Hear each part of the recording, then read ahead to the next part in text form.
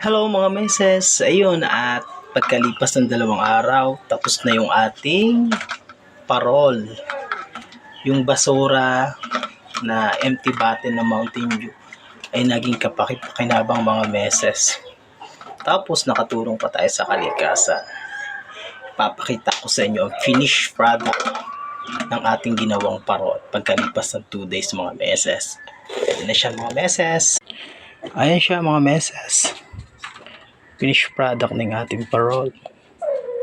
Oh, di ba? After 2 days, tapos na ang ating parol. Yari sa plastic bottle. Meses galing sa basurahan. Oh, di ba? Oh. Naging kapakipakinabang ang ating parol mga meses. Ayan na, tapos na siya mga meses. Diba mga meses? Isasabit na lang natin kung saan magandang isabit. Diba?